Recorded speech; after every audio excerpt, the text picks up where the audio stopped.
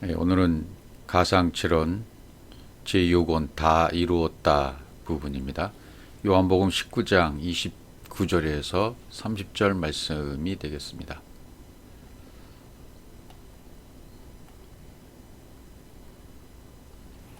거기 신 포도주가 가득히 담긴 그릇이 있는지라 사람들이 신 포도주를 먹으면 회용을 우슬초에 메어 예수의 입에 대니 예수께서 신 포도주를 받으신 후 가라사대 다 이루었다 하시고 머리를 숙이시고 영원히 돌아가시니라. 아멘. 여기 이제 신포도도 등장하고요. 그 다음에 해용에 담긴 그릇, 또 해용, 우슬초 이런 부분의 설명이 좀 필요하겠죠. 그런 것들을 이해하려면 이제 출애굽기 12장에 6월절에 대한 것도 좀 공부를 해야 되겠고, 이제 좀 기억이 나실 겁니다. 또 신포도주라는 말이 나오는데 신포도주가 뭘까? 여러 가지 해석이 가능합니다. 이렇게 저렇게 해석하는 분들이 많이 있죠. 옥소스라는 말이 있어요. 그러니까 이런 어떤 성경 구절을 영적으로 해석할 때 상징적이고 수수께끼처럼 보이는 이 말씀들을 문자로 그냥 스토리로 보지 아니하고 영적인 의미로 이렇게 해석해낼 때는 어떤 추측이 아닙니다. 추측을 해낸다거나 육신의 생각으로 끄집어내는 것이 아니라 이 원 언어로 기록된 말의 단어의 유래를 찾아가면서 그 유래에 어떤 뜻이 있는가. 하나님 그런 아주 정확한 말씀이기 때문에 하나님 말씀은 어떤 유래에서 이 단어가 왔는가. 그것을 살펴보면 이것이 어떤 의미인지를 재빠르게 파악할 수가 있어요. 영적으로 그것을 우리가 찾아내는 겁니다. 이 신포도주라는 단어도 마찬가지예요. 이 옥소스라는 단어로 되어 있거든요. 신포도주, 옥소스, 여기 이제 식초, 신포도주 이렇게 되어 있거든요. 그러면 그걸 또 유추해 봐야 돼. 어디서 왔나? 그럼 옥시슈에서 왔단 말이죠. 그걸 또 찾아가 보면 뭐라고 되어 있냐면 예리한, 유추적으로 빠른, 예리한, 빠른 이런 단어가 신포도주란 얘기예요. 그건 하나님께서 왜 여기에 예수님께서 십자가에 돌아가시기 전에 왜 신포도주가 등장해야 되는가를 생각해 보시면 이 포도주와 식초가 희석된 그런 음료를 이렇게 입에 대는 거 아닙니까? 그럼 왜 이런 것이 필요하는가? 그러니까 왜 또 빠른, 예리한 이런 단어가 신포도주인가? 그러니까 예리하다, 빠르다. 예리하다는 것은 창으로 찌르는 것과 같은 것이고요. 빠르다는 것은 십자가의 죽음이 빨리 와야 된다는 얘기가 되는 거죠. 그러니까 예수님이 지금 십자가의 죽음을 앞두고 계시는데 십자가의 죽음으로 로마 군병의 옆구리에 창을 찌름으로 말미암아 죽게 되잖아요. 그거 빨리 이루는 거죠. 왜? 십자가에 빨리 가셔야 돼요. 그러니까 이 십자가의 복음, 진리를 이해한 사람들은 예수님의 죽음에 대한 어떤 감정적인 요소를 가지고 아주 불쌍한 눈으로, 애처로운 눈으로, 아주 인간이 가질 수 있는 감정적인 요소에 호소해서 참 안타깝다. 그런 마음으로 보는 것이 아니라 진리를 깨달은 사람들은 예수님이 죽으셔야 해결될 수 있어요. 죽으셔야 사망이 해결돼요. 죄가 해결돼요. 그러니까 빨리 십자가에서 죽으셔야 그분이 예언하셨던 고난, 죽음, 부활 이것이 이루어진다는 얘기죠. 그러니까 빨리 돌아가셔야 돼요.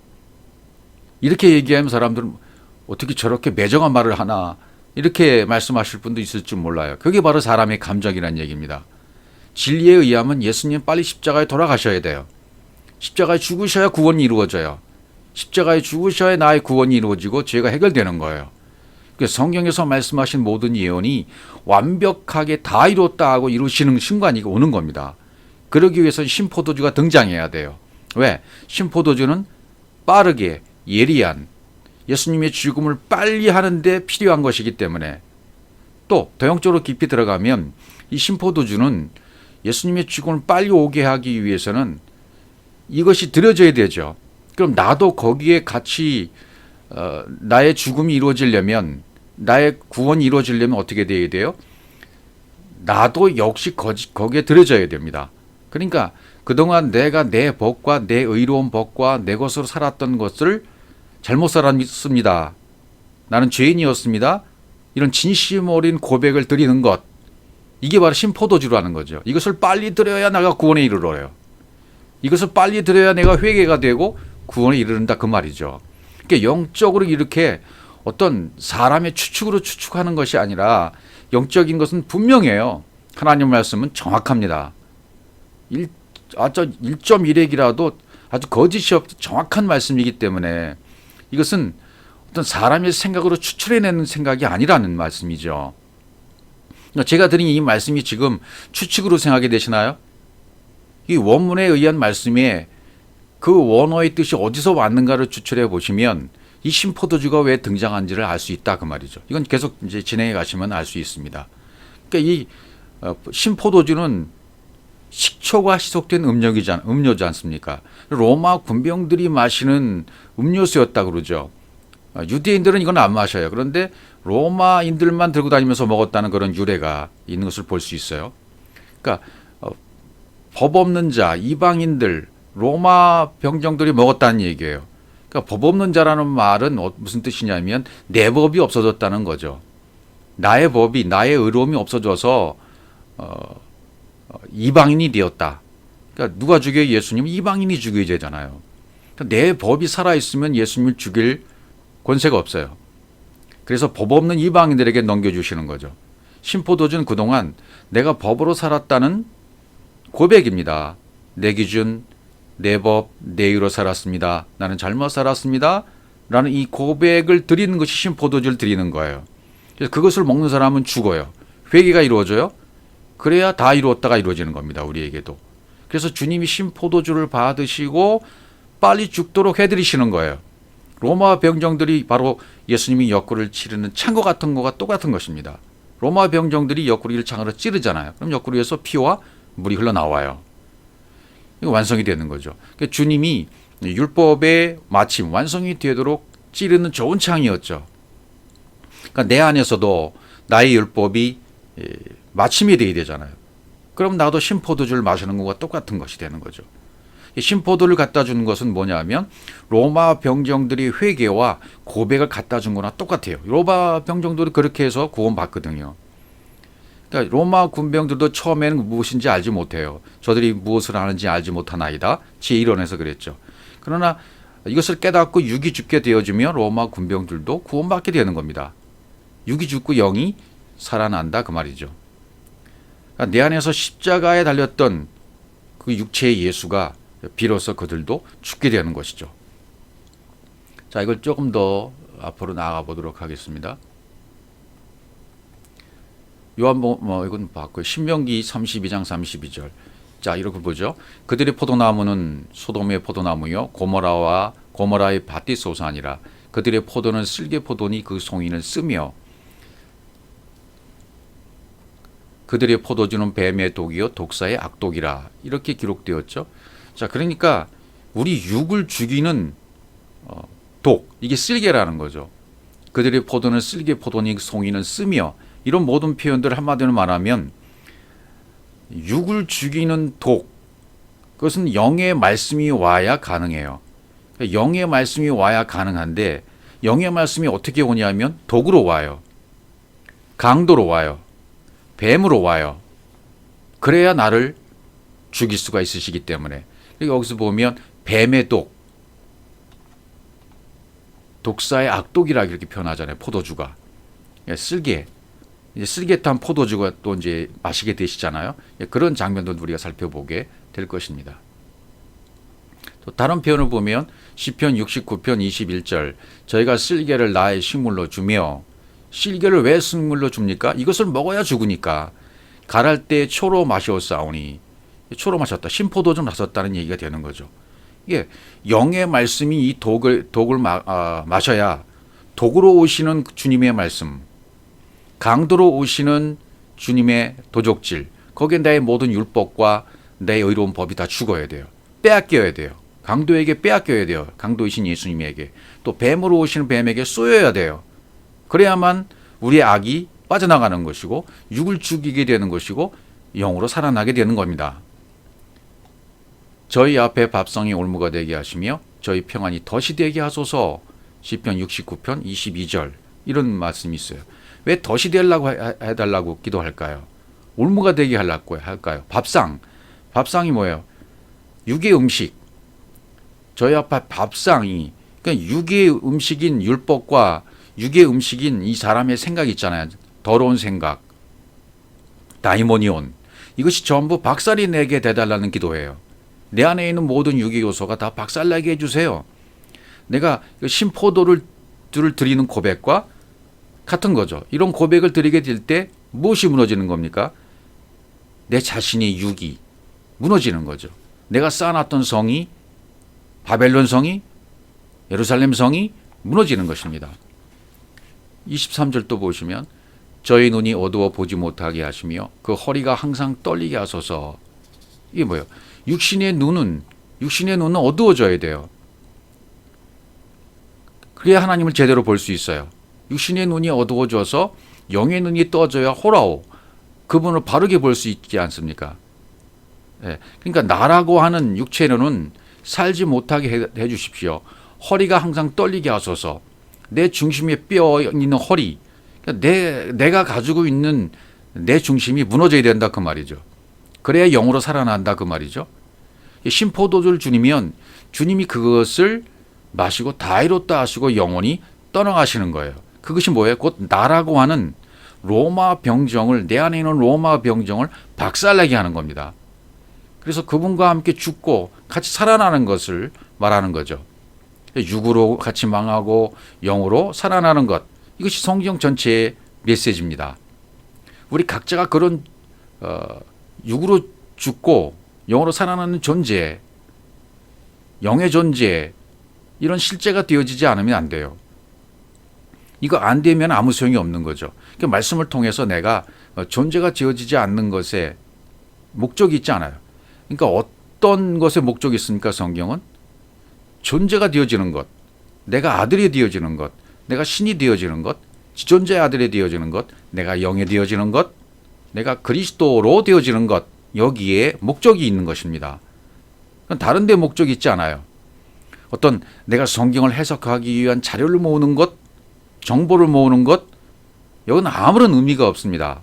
다른 사람이 나는 존재가 되어지도 않았는데 다른 사람이 써먹은 자료를 갖다가 써먹으면 쓸 수는 있어요. 그러나 아무 유익이 없다는 겁니다. 될 수가 없는 겁니다.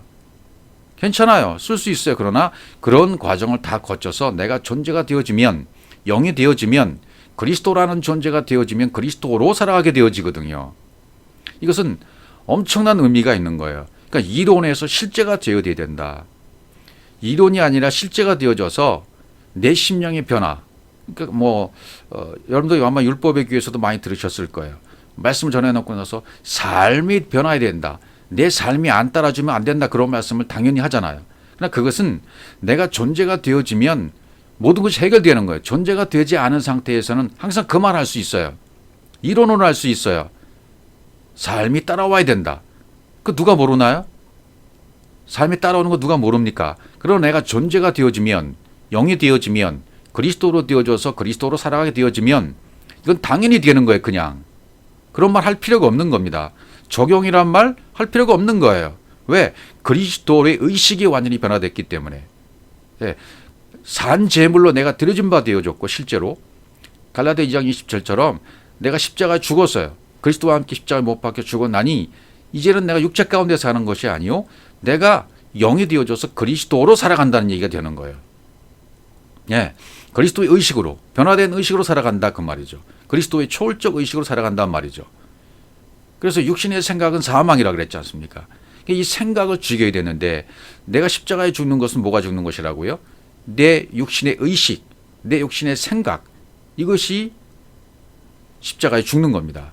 이것이 죽어야 돼요. 육신의 생각, 이 생각이라는 것이 여러분 생각해 보십시오. 생각이란 발전소가 우리 안에 있는 것처럼 이게 막 엄청난 생각에 또 생각을 계속하게 되어져요. 왜 그렇습니까? 이기심에서, 경쟁심에서 또는 불안, 의심, 초조 성공 증후군에 따른 이런 증오심에서 발생하는 것들이 전부 생각입니다. 계속 생각이 떠올라와요. 하루에도 수만 건씩 생각을 하게 되어집니다. 성경이 말씀하신 말씀 볼까요? 창세기 6장 5절에서는 한번 쭉 읽고 지나가겠습니다. 여호와께서 사람의 죄악이 세상의 관영함과 그 마음의 생각의 모든 계획이 항상 악할 뿐임을 보십시오. 악한 뿐임을 보시고 마음의 생각이 항상 악하다. 시편 94편 11절 여호와께서 사람의 생각이 허무함을 아시느니라. 사람의 생각이 얼마나 허무함을 아신다. 이 생각의 근원을 끊어야 된다는 얘기입니다. 생각을 죽여야 된다는 얘기입니다. 근데 어떻게 그렇게 될 수 있습니까? 이 생각을 어떻게 하면 끊을 수 있을까? 생각에서 솟구쳐 나오는 그 폭포수 같은 생각을 어떻게 끊어낼 수 있는가? 이건 사람으로는 안 돼요. 사람으로는 될 수가 없습니다. 영의 말씀이 독에 들어와야만 끊어지는 거예요. 이사야 55장 7절 악인은 그 길을 불의한 자는 그 생각을 버리고 여호와께로 돌아오라. 여기 보세요. 뭐라고요? 그 생각을 버리고 불의한 자는 그 생각을 버리고 악한 그 길에 있는 그 생각을 버리고 여호와께로 돌아오라 그러잖아요. 예. 이것이 이루어져야 된다는 얘기죠. 생각을 버려라. 어떻게 버리느냐? 그것은 영이 알려줍니다. 에레미 6장 19절 땅이여 들으라 내가 이 백성에게 재앙을 내리리니 이것이 그들의 생각의 결과라. 그들이 내 말을 듣지 아니면 내 법을 버렸음이라. 그러니까 생각의 결과라는 것은 무엇입니까? 내 말을 하나님의 말씀 그리스도의 법, 영의 법을 버렸기 때문에 오는 반사적인 생각이에요.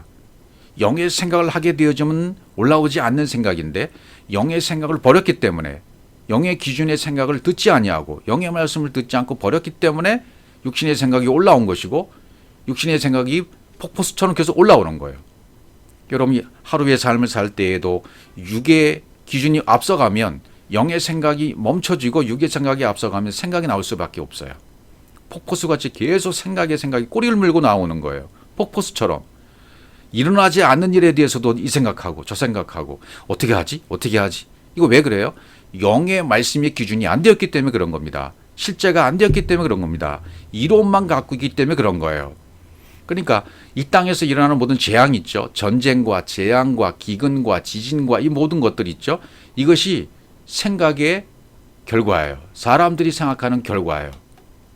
이 부정적인 생각을 가지고 있으면 부정적인 생각의 결과가 이 땅에 오는 겁니다.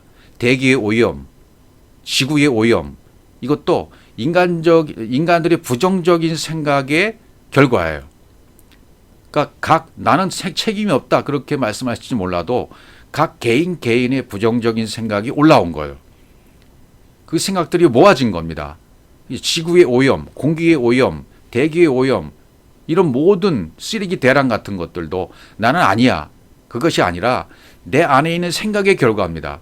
영의 생각을 하지 못하고 육의 생각을 따라했던 부정적인 생각의 힘, 부정적인 에너지들이 모아지면 그 생각의 결과로 수많은 사람들의 생각의 결과로 말미암아 백성들에게 재앙이 온단 말이죠. 땅에 재앙이 온단 말이죠. 이건 무서운 말씀이 아닙니까? 이 땅의 모든 일들이 이렇게 돼가고 있습니다. 지금 온 세계의 전쟁과 기근과 지진 그리고 재앙 이 모든 일들이 부정적인 에너지 생각들의 결과란 얘기입니다. 그러니까 나는 해당이 안 된다. 천만의 말씀입니다. 내 안에 부정적인 요소가 없을 수가 없어요. 생각으로 나오기 때문에. 그러니까 영의 기준의 말씀에 의해서 내가 제어를 받고 영의 기준의 진리의 말씀에 따라 내가 살아가고 영의 기준의 사람이 되어 있다면 영의 생각을 하게 되어 있어요. 그러나 그것이 안 된 육의 기준을 갖고 있다면 육의 부정적인 에너지들이 방출되어지면 이 인간의 지구상에 있는 모든 인간의 부정적인 에너지들이 모여지면 그 생각의 결과로 말미암아 재앙이 온다는 겁니다. 이렇게 되어지는 겁니다. 세상의 모든 일들이. 마태복음 9장 4절에서도 예수께서 그 생각을 아시고 가라사대 너희가 어찌하여 마음에 악한 생각을 하느냐. 예수님 병자를 고쳐주시고 이렇게 하실 때 바리새인과 서기관들의 마음의 생각이 악해요. 예수님이 그런 일을 하는 것에 대해서 부정적인 생각을 하게 되죠. 그러니까 마음에 왜 악한 생각을 하느냐. 바리새인과 서기관뿐들이 아니라 우리 마음의 악한 생각을 말씀하시는 거예요. 그래서 마태복음 15장 19절 마음에서 나오는 것은 악한 생각과 이렇게 내가잖아요. 악한 생각, 살인, 간음, 음란, 도적질, 거짓 증거와 해방, 실대 죄악이 나오는 거예요. 마음에서 나온다. 악한 생각이. 왜? 아까 말씀드린 부정적인 에너지들의 결과예요. 영의 초월적인 의식으로 존재가 안 되었기 때문에 나오는 악한 생각입니다. 마태복음 16장 27절, 23절 예수께서 돌이키시며 베드로에게 이르시되 사단아 네 뒤로 물러가라. 너는 나를 넘어지게 하는 자로다. 내가 하나님의 일을 생각지 아니하고. 보세요. 왜 베드로가 사단이 되었습니까? 하나님의 일을 생각지 아니하고 도리어 사람의 일을 생각했기 때문입니다. 사람의 일을. 생각이에요. 생각.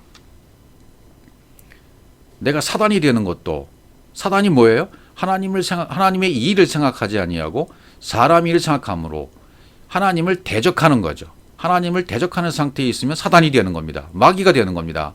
어떤 존재가 마귀가 아니라고 말씀드렸습니다. 천국과 지옥도 존재하는 장소가 아니라 그랬습니다.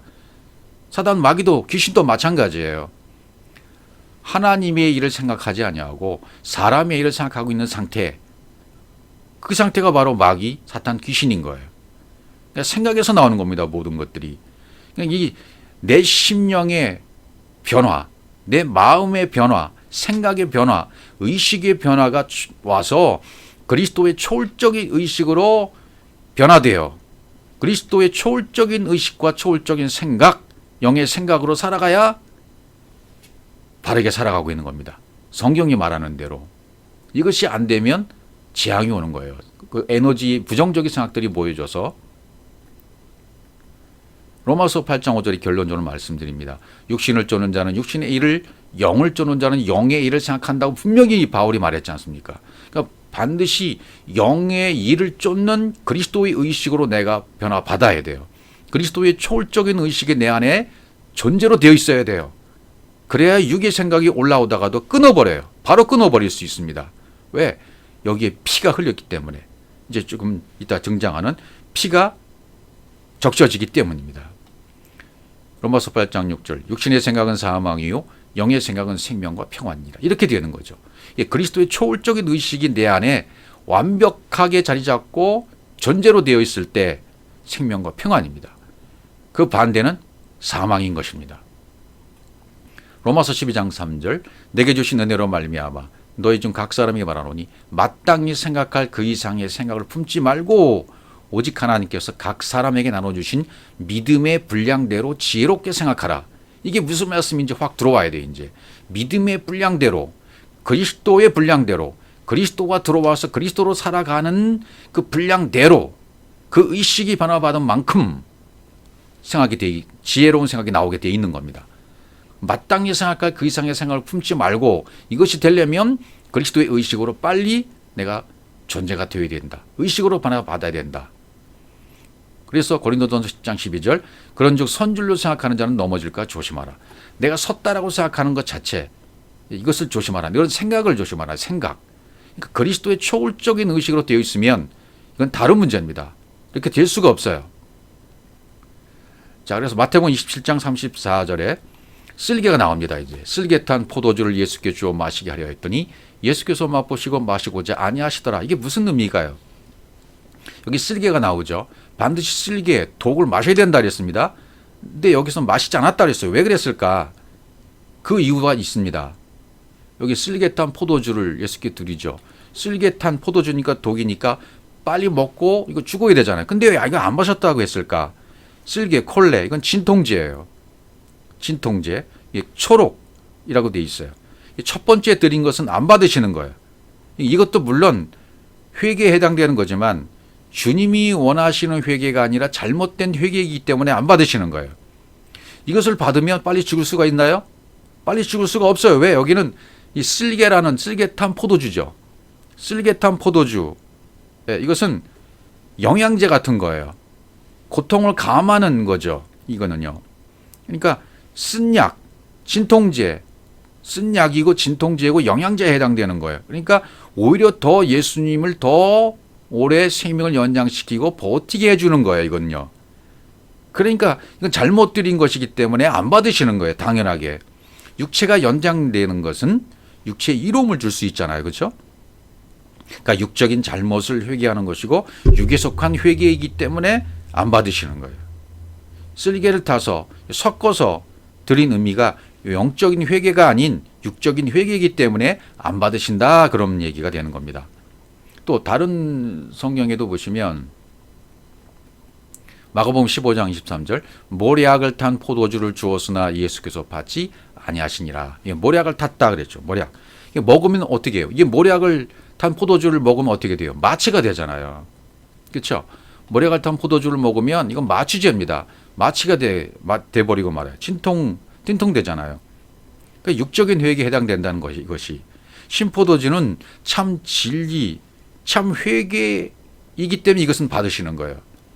이것을 드리면 신포도주를 드리면 이것을 받고 예수님이 빨리 육체가 죽으시는 거죠. 그래야 성경의 예언이 이루어지니까 육체를 연장시키는 가짜, 쓸개, 모략을 드리면 안 되는 겁니다. 그러니까 아까도 조금 잠깐 말씀드렸지만 이 마태복음 16장 21절에서 이제 베드로에 대한 얘기를 좀 하면 감정적인 요소가 가짜가 들어가면 안 된다는 거예요. 이때로부터 예수 그리스도께서 자기가 예루살렘에 올라가 장로들과 대제사장들과 서기관들에게 많은 고난을 받고 죽임을 당하고 제3일에 살아날 것을 제자들에게 비로소 가르치시니라. 베드로가 예수를 붙들고 가나에 가로되 주여 그리 마옵소서, 이 일이 결코 주에게 미치지 아니하리다. 예수께서 돌이키시며 이르시되 사단아, 이렇게 얘기하는 겁니다. 그러니까 이 앞절에서 말하는 이 일이 결코 주에게 미치지 아니하리다, 이게 좋은 것 같죠? 예수님을 붙들고 이렇게 말하는 거죠. 예수님 안 돼요. 죽으시면 안 됩니다. 이게 이 사람의 감정이라는 거예요. 예수님이 고난과 죽음과 부활은 빨리 이루어져서 성경의 예언이 이루어짐으로 말미암아 나의 구원이 이루어져야 돼요. 내 죄가 사함받아야 돼요. 그러나 가짜, 감정적인 요소를 가진 베드로는 지금 가짜입니다. 자기 생각을 얘기하고 있어요. 육의 생각입니다. 그러니까 이 땅에서 모든 교회들에게서는 감정적인 설교는 하지 말아야 돼요. 예수님이 고난 때문에 예수님이 여러분의 죄 때문에 고난 받으셨습니다. 가시관을 쓰셨습니다. 채찍에 맞으셨습니다. 그 고통이 얼마나 크신지 아십니까? 내 죄를 위해서 죽으셨습니까? 웬일인가 웬 은혜인가? 그렇게 찬양 부르면서 패션 오브 크라이스트에 나타난 그 예수님의 고난, 고통, 그걸 집중적으로 조명하는 거예요. 왜? 사람의 감정에 호소하는 거죠. 그래야 기독교가 흥하니까.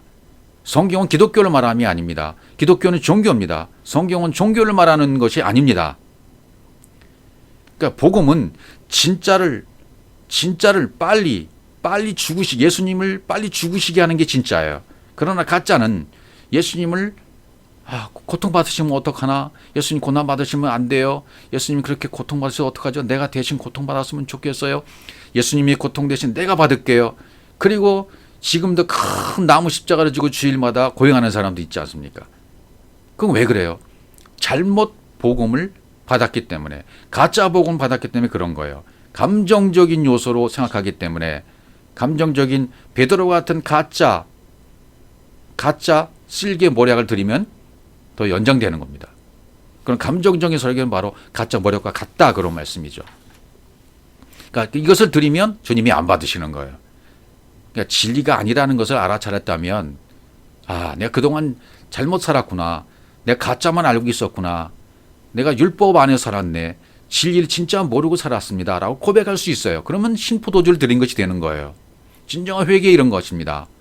그러니까 로마 군병들이 제 이론에서 몰랐던 것을 이제는 알게 되잖아요. 깨닫게 되잖아요. 그래서 옆구리로 예수님이 창으로 옆구리를 찌르잖아요. 진짜 회개가 이루어져서 자신의 구원이 이루어지는 것입니다. 자, 그렇게 되려면 이제 출애굽기 12장 이 부분을 이해해야 돼요. 출애굽기 12장 22절 이 부분을 이해해야 그 다음 우리 본문 요한복음 19장 29절 신포도주, 그 다음에 신포도를 먹으면 해용, 우슬초 이 부분을 이해할 수가 있어요. 자, 출애굽기 12장 22절을 보시면 여기 다 나와 있죠.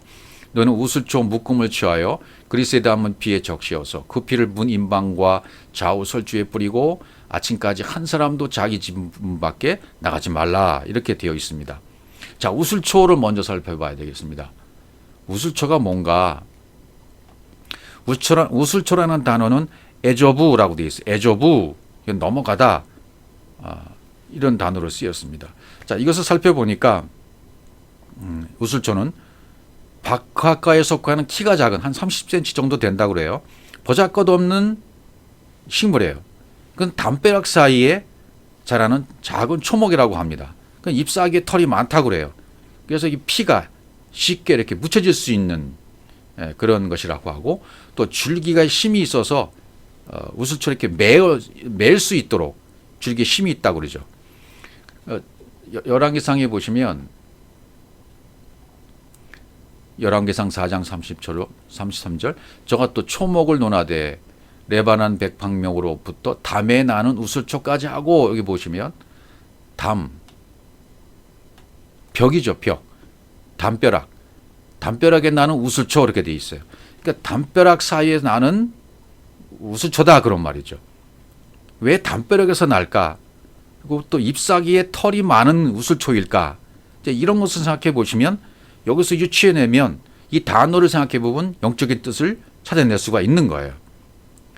그리고 다른 성경 레위기 14장에 보면 나병 환자를 정결케 하는 의식에 사용되었다. 레위기 14장 2절에서 7절.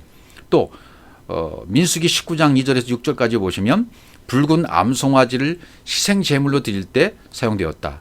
그러니까 이 우슬초는 구속과 정결의 도구로 사용되었다. 이렇게 된 거죠. 자, 이게 담이라 그랬잖아요. 벽. 이것은 성전벽을 말할 수 있죠. 성전벽, 담벽, 성전벽. 성전벽을 말하는데, 내가 진리로 깨어나기 전에는요, 나도 모르는 사이에서 성전에서 내 마음 성전으로부터 나온 풀이 담벼락에 나는 것처럼 잘못된 풀이 자라고 있었다는 거예요. 그러니까 나도 모르는 사이에 율법을 처음 교회 나가서 들으면 나도 모르는 사이에 담벼락에, 내 마음 성전 담벼락에 뭐가 자라고 있는 겁니까? 초목, 풀이 자라고 있는 거예요. 잎사귀에 털이 많다는 것은 율법을 말하잖아요. 율법 조항이 많은 거니까. 그러니까 어렸을 때부터 교회 처음 나왔을 때 어쩔 수 없이 내가 받는 교훈은 무슨 교훈을 받아요? 세상의 교훈을 받는 거예요. 율법의 교훈을 받는 거예요.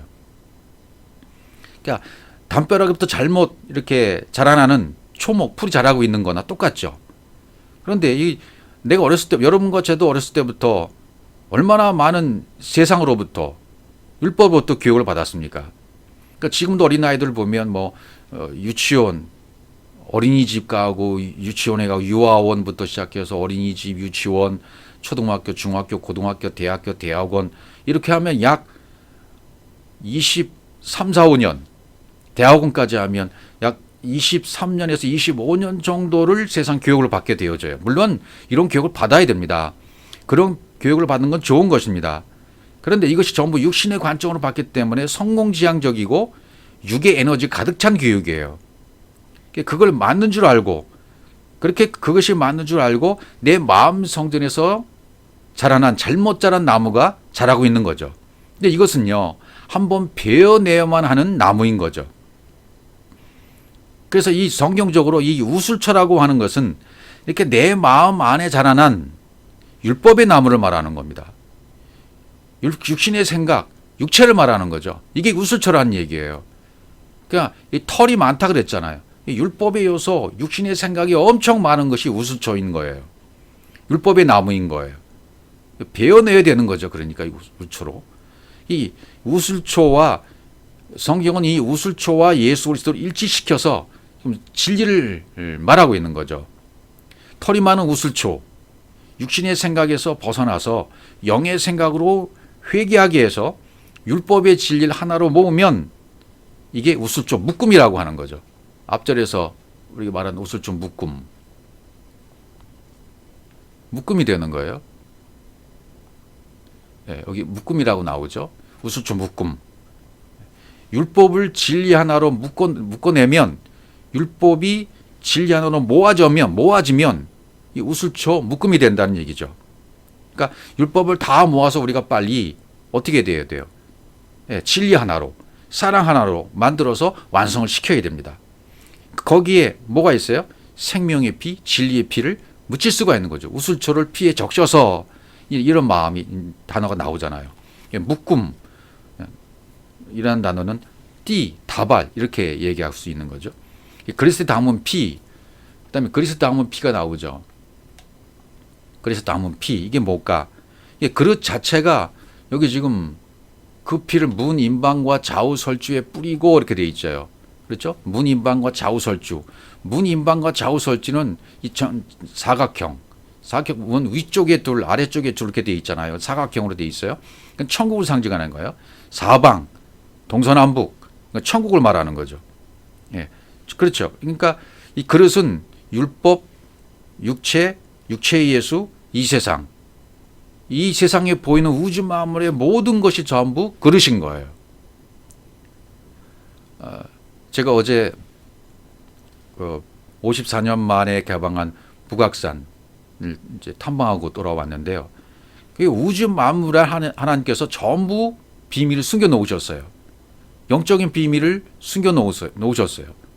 엄청나게 큰 소나무 속에도, 바위 속에도, 풀 속에도 이 모든 하나님의 생명이, 하나님의 진리가 숨겨져 있다 그 말이죠. 이것을 우리가 볼 수 있는 눈이 열려지면 하나님의 사랑이 담겨 있는 거예요. 우주 만물에. 초목에도, 바위에도, 온통 우주 만물 세상 속에는 하나님의 사랑, 하나님의 진리가 담겨 있는 겁니다. 숨겨져 있는 겁니다. 하나님의 생명이 거기에도 있다. 하나님의 생명이 있는 것을 발견하면 그것이 곧 하나님인 거예요. 산이 하나님인 거예요. 나무가 하나님인 거예요. 만물이 하나님인 거예요. 왜? 그 안에 생명이 있기 때문에. 그러니까 육체의 예수님 안에는 그리스도라는 영이 있잖아요.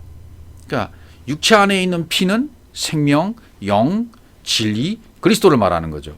그러니까 문임방과 좌우 설주, 천국을 말하는 거죠. 예. 그러니까 그 피를 문임방과 좌우 설주에 뿌리고 그렇게 돼 있잖아요. 그러니까 문임방과 좌우 설주에 피가 뿌려지지 않으면 그 사람은 천국에 갈 수 있습니까? 없습니까? 못 가는 거죠. 유월 넘어갈 수가 없는 거예요. 그러니까 마음에 피를 뿌리고 애굽에서 나오면 새로운 아침이 더 나오는 거죠. 한 사람도 아침까지 한 사람도 자기 집 밖에 나가지 말라. 자기 집 안에서 어둠을 다 경험해야 돼요. 내 마음의 집, 내 마음 땅, 마음 집, 마음 성전에 나가지 말고 이 안에서 어둠을 다 경험하게 되어지면 아침에 어떻게 돼요? 어두운 밤이 지나고 나면 새 아침이 오는 거죠. 예, 그래야 될 수 있어요. 새 아침이 올 수 있어요. 그러니까 그리스도의 말씀을 듣고 영이 깨어나면 우슬초에 묻힌 피가 뿌려진 거예요. 예, 내 마음에 잘못 자라난 나무의 싹이 올라올 때마다 이제는 이미 피를 가지고 있기 때문에 마음에 피를 뿌릴 수가 있는 거죠. 이제는 왜? 깨어났기 때문에. 그러니까 내 마음에 잔가제들이 무수히 많았던 거죠. 그동안. 여러분 생각해 보십시오. 여러분 마음속에 있는 악한 생각이 있습니까? 없습니까? 생각에 꼬리를 물고 계속 생각에 폭포수처럼 계속 올라왔었죠. 나 자신의 생각에도 깜짝 놀라요. 내가 이런 생각을 하다니. 막 기절초풍할 정도로 내 생각에 나도 놀랄 때가 많아요. 엄청 놀라는 겁니다. 내 안에 이런 더러운 것들이 있다니, 더러운 생각이 있다니. 이런 싹이 올라올 때마다 이제는 어떻게 했어요? 싹을 잘라버릴 수가 있는 거죠. 왜? 이미 내 마음 안에 우슬초로 묻힌, 우슬초 묶음이 되어져서 피를 가지고 있기 때문에, 우슬초에 피가 묻혀져 있기 때문에 그렇습니다. 피가 적셔졌기 때문에 이제는 잘라낼 수가 있는 거죠. 올라올 때마다. 그리고 그것이 올라올 때마다 반복적으로 잘라내다가 나중에는 완벽하게 완성이 될 때가 오는 거죠. 그때가 샬롬이고 평강이고 안식인 것입니다. 자, 이 출애굽기 12장 22절이 이해가 가면 그 다음에 요한복음 19장 30절 오늘 본문 제6원이 이해가 갈 수 있는 겁니다. 예수께서 신포도주를 받으신 후 가라사대, 그렇죠. 이렇게 돼야 되는 겁니다. 신포도주를 받으신 후에 가라사대 다리로 따시고 머리를 숙이시고 영원히 돌아가시니라. 이 표현의 순서 그대로 되어지는 겁니다. 예수 그리스도의 죽음을 지금 말하고 있잖아요. 신포도주를 들인 군병이 있었어요. 군병은 자기 자신을 죽여서 우슬초 피에 묻혀서 피를 뿌려서 자신을 제물로 주님 앞에 드린 것이나 똑같아요. 우리도 그 로마 군병들처럼 우슬초에 피를 뿌려서 나 자신을 산제물로 드려야만 합니다. 그러니까 이것은 또 무슨 말씀이 되냐면 예수님이 자신의 육체에 우슬초에 적셔서 뿌리는 일을 하신 거예요. 지금 피 뿌리는 일을 하신 것이란 말이죠. 신포도주를 받으셨잖아요. 신포도주를 받으신 다음에 나의 고백을 받으신 다음에 첫 번째 고백이 아니었습니다. 쓸개탄 그런 고백이 아니었습니다. 그 고백을 벗어나서 신포도주를 이제 드리게 되는 거죠. 두 번째 것이 되는 거죠. 두 번째 고백이 되는 거죠. 그것을 깨닫고 가짜인 것을 깨닫고 진짜인 것을 깨달으면 두 번째 것을 드리는 것이 되는 거죠. 이렇게 우리 자신도 드려지면 예수님이 자신의 육체에 우슬초를 묻히셔서 피 뿌린 일을 하신 것처럼 우리도 똑같이 그 일을 뒤따라간단 말이죠. 그러니까 신포도주를 가득히 담은 그릇, 그것이 뭐예요? 그릇에 담긴 피가 되는 거죠. 출애굽기 12장에서 말한 그릇에 담긴 피, 신포도 가득히 담긴 그릇, 그것이 되는 것입니다. 그리고 신포도주를 해용이 머금고 이렇게 그 다음에 구절이 나오죠.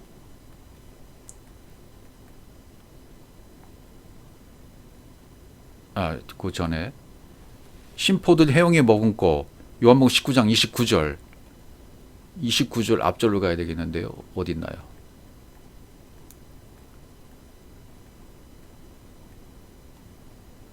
맨 앞절에 있네요.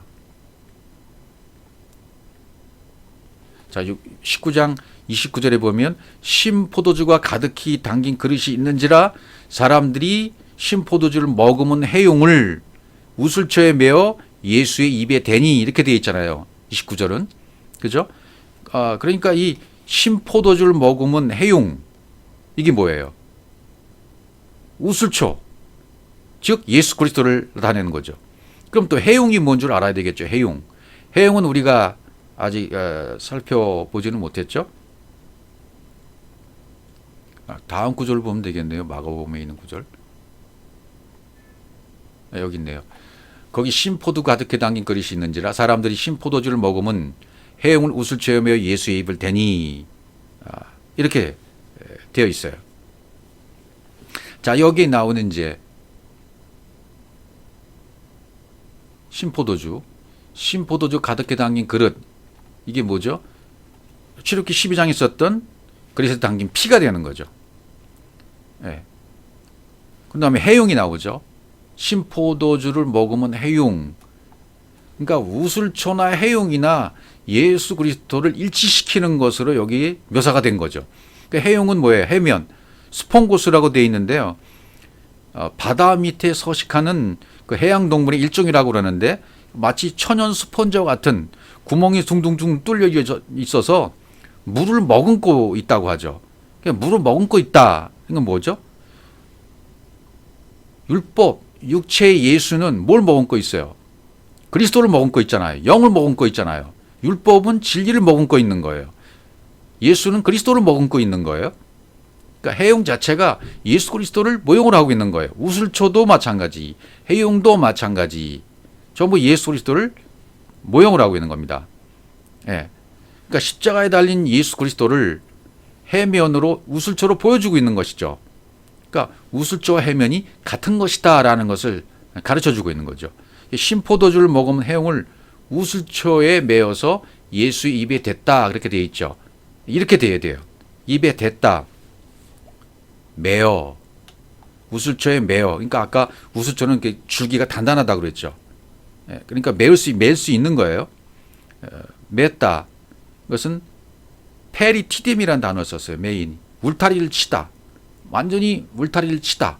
우슬초에 울타리를 치다. 그래서 예수의 입에 대니, 입에 댔다. 프로스페로. 바치다. 입에 댔다라 말은 바치다. 하나님께 대해서 완전히 취급이 되어진 거죠.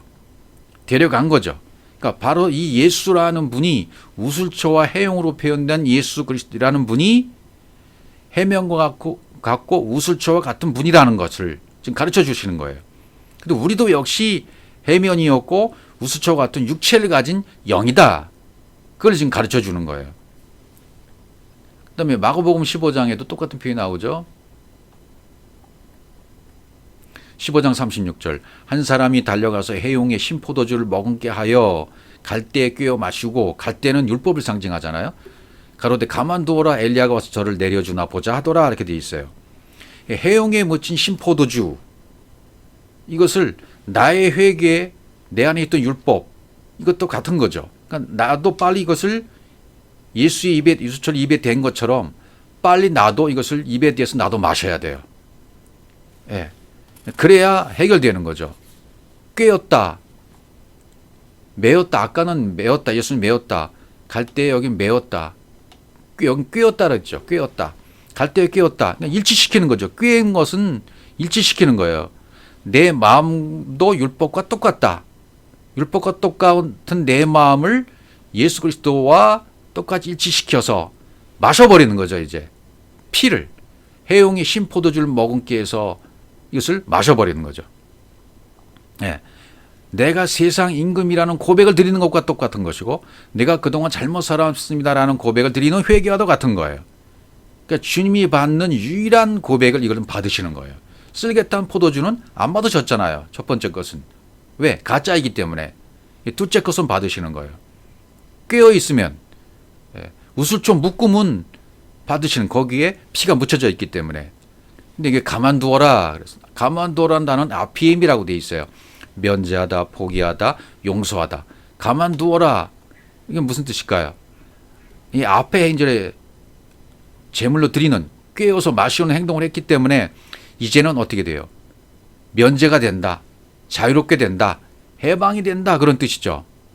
그러니까 육체의 예수가 곧 엘리야와 같은 거죠. 가만두어라. 엘리야가 와서, 엘리야는 빨리 승천해야 엘리사가 오는 거죠. 엘리야로서는 승천이 돼야 되고, 그 다음에 그렇다면 영인 엘리사가 내 안에 오는 것과 똑같습니다. 그러니까 엘리야로서는 내려가는 거예요. 엘리야 와서는 저를 내려주나 보자 했죠. 내려주나 보자. 그러니까 내려준다는 그런 표현을 썼죠. 그러니까 해방되는 걸 말하죠. 자유롭게 되는 것을 말하는 거죠. 엘리야로서는 승천되는 것을 말하는 거예요. 그러니까 내려갔다는 표현을 하는 거죠. 그러면 엘리사로서 이제 자유롭게 영이 오는 거예요. 왜냐하면 엘리사로서는 죽고, 엘리야로서는 죽고 엘리사로 다시 사역을 이어받기 때문에 상징하는 거죠. 예수와 그리스도를 상징하는 것이죠. 한 사람이 달려가서 그렇게 돼 있어요. 한 사람이 달려가서, 여기 한 사람이 달려갔다. 달려갔다는 표현은 트레코라고 돼 있어요. 트레코. 트레코는 빨리 달리다, 빨리 걷다. 한 사람이 빨리 달려가서, 그러니까 엄청나게 빨리 달려갔다는 얘기는 뭐냐면 이 사람이 어떻게 된 거예요? 빨리 육에서 영으로 갔다는 얘기죠. 성장했다는 얘기 되는 거예요. 그러니까 육은 느린 것이고 영은 빠른 것이잖아요. 영보다 세상에 빠른 것은 없어요. 순간 이동을 하는 것이 영이니까 성경에 나와 있잖아요. 순간 이동을 해요. 그러니까 영적인 사람으로 빨리 성장했다. 그러니까 이렇게 되려면 신포도주를 받아야 돼요. 신포도주를 받아야 주님이 이 땅에 하고자 하는 일이 완결이 되는 것이죠.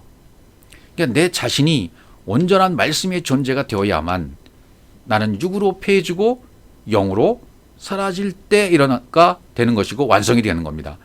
이것이 우리에게도 하는 일이 다 이루어지고 십자가에서도 내려오게 되는 거죠.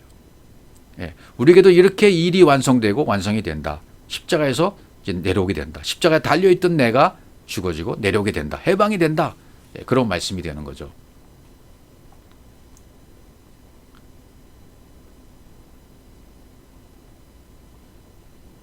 자, 여기 보시면 여우도 굴이 있고 공중에서도 집이 있을 때 인자는 머리 둘 곳이 없도다. 이렇게 말했죠. 이게 머리 둘 곳이 없다. 머리, 케팔레. 머리를 숙이시고 돌아가시잖아요. 예수님이.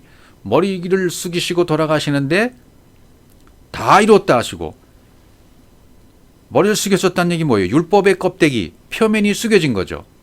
머리 둘 곳이 없던 분이 머리 둘 곳이 생기신 거예요. 이제 푸시케가 푸뉴마로 넘겨지고 전달이 된 겁니다. 그리고 영혼이 파라디돔이 돌아가셨어요. 원래 있던 곳으로 가신 겁니다. 그러니까 다 이뤘다 하시고 머리를 숙이시고 영혼이 돌아가시니라. 이거 우리한테 적용이 되어지면 내 안에서도 어떻게 돼야 돼요? 신포도주를 먹으면 우슬초와 해면을 입에 대어서 내가 마셨기 때문에 육이 짓고 영의 존재로 살아나게 된 것입니다. 이렇게 돼야 돼요. 그러면 머리 둘 곳이 없던 주님이 머리 둘 곳이 생기셨던 것처럼 우리도 역시 똑같이 되는 거죠. 이제 머리 둘 곳이 예수님이 생기시잖아요. 머리 둘 곳이, 인자는 머리 둘 곳이 없다. 이 얘기는 뭡니까? 진리를 알아듣는 자가 없다. 깨닫는 자가 없다 그 말이죠. 깨닫는 자가 없어요. 그러나 예수님 십자가 죽으시고 나서 성령이 오시고 난 다음에는 머리 둘 곳이 생기신 거죠. 진짜 회개가 이루어진 사람이 생기는 거예요. 신포도주를 갖다 준 사람이 생기는 겁니다. 진짜 회개가 이루어진 사람이 생기는 거예요. 이제 아들들이 생긴단 말이죠. 지존자의 아들들이, 여호와로 된 자들이, 푸시케에서 푸뉴마로 사는 자들이, 그러니까 내 안에 누구에게든지 각자에게 푸시케에서 푸뉴마로, 십자가에서 육이 죽고 영의 존재가 된 자들은 이미 성령 강림이 된 자들이에요. 여섯째 날 비로소 짐승에서 사람이 된 날이죠. 영으로 내 머리가 바뀌어진 날입니다. 그러니까 여섯째 날은 짐승과 사람이 같이 지어진 날이죠. 혼합이 되어 있어요. 그러니까 이때는 예수 그리스도라는 분만, 그리스도의 의식만 인식하고 따라가야 돼요. 넘어졌다 세워졌다, 넘어졌다 세워졌다 계속 반복되는 기간이기도 하죠. 그러니까 나중에는 나 반쪽, 그리스도 반쪽으로 하나가 되어버리죠. 연합이 됩니다. 하나가 되어집니다. 그래서 내 안에서 육으로는 완전히 끝나지고 영으로 강림하시는 그런 상태가 된다 그 말이죠.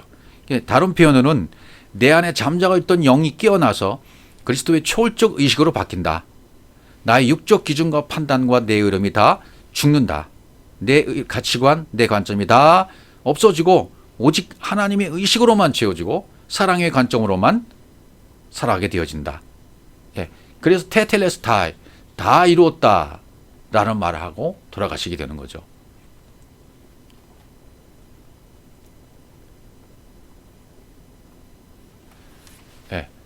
그러니까 테텔레스타이, 다 이루었다는 말은 뭐죠? 내 안에서 예수님의 고난과 죽음과 부활이 다 이루어진 거죠. 그러니까 지난주에 공부했던 것처럼 이제 기초인 가론 유다인 기초인 말씀에서 바리새인과 서기관들로 이제 넘겨주고, 바리새인과 서기관들은 넘겨줄 수밖에 없어요. 누구한테? 법 없는 이방인들에게. 법 없는 이방인들 로마인들에게 넘겨줘야 내 법이 없어야, 내 의로움이 없어야 예수를 죽일 수 있는 권세가 있는 것이기 때문입니다. 그래야 이미 예언했던 고난과 죽음과 부활이 완벽하게 성취가 되어지고 끝마치게 되어지고 값이 지불되어지고 강을 건너가게 되는 겁니다. 완벽하게. 그러니까 예수님의 입에 뭘 됐죠? 신포도주, 우슬초로 찍혀진 입에 되어지면 어떻게 되는 겁니까? 육체는 죽고 영으로는 살아남을 말하고 있는 것이죠. 육체가 영 안으로 함몰되어 들어간 거예요. 그러니까 예수로 죽고 그리스도로 부활하는 것을 얘기하는 겁니다. 예수의 입에 우슬초 찍힌 피가 적셔지게 된 거예요. 신포도주 마시게 되신 겁니다. 나에게도 이 세상 육체의 율법이 우슬초와 해용에 머금은 신포도주를 입에 대어야 돼요. 내 마음에 문인방과 문설주의 피가 뿌려져야 된단 말이죠. 그렇게 되면 잘못 자란 웃자란 내 나무, 어렸을 때부터 잘못 내 마음 성전에 담벼락에 자랐던 잘못 자란 나무가 베어지게 됩니다. 그리고 천국이 임하게 되는 거죠. 피를 담은 그릇, 우슬초, 해용, 이 진리의 잔을 마시게 되는 것이라 그 말이죠. 그렇게 되면 생명이 온 것입니다. 그리스도의 영을 마신 것이 된 겁니다. 그럼 잠자던 영이 깨어나게 된 거예요. 나의 육신이, 나의 육체가 영으로 변해졌고 그리스도의 초월적인 의식으로 살아가게 되어지는 순간이라 그 말이죠. 그럼 지금 나에게 작동되고 있는, 여러분에게 작동되고 있는 의식은 어떤 의식이 작동되고 있습니까? 육신의 의식인가? 영의 의식인가? 영의 생각이 올라올 때마다 베어낼 수 있고 죽일 수 있는 피가 뿌려져 있는 것을, 가짜인 것을 발견했다면 이제 이길 수가 있어요. 이것이 반복적으로 이루어지다가 완성이 되는 겁니다. 모든 삶의 판단과 기준이 이제는 내 기준이 아니라 영의 기준으로, 사랑의 기준으로 바뀌게 될 것을 말씀하고 있는 겁니다. 결국 십자가상이 여섯 번째 다 이루었다라고 말씀하시는 것은 뭡니까? 우리 주님이 신포도주를 먹으면 우슬초와 해용을 입에 대시고 다 이뤘다 하신 이 내용은 이제 십자가의 죽음을 통해서 율법의 모든 것이 폐해진 것이고 내 안에서 죽음의 세력을 잡은 마귀가 사단이 쫓겨나고 질병이 고쳐짐을 당한 것이고 죄에 대한 단변의 해결책이었고 사망에 대한 승리인 것이었고 사랑의 완성을 보여주신 것이었습니다.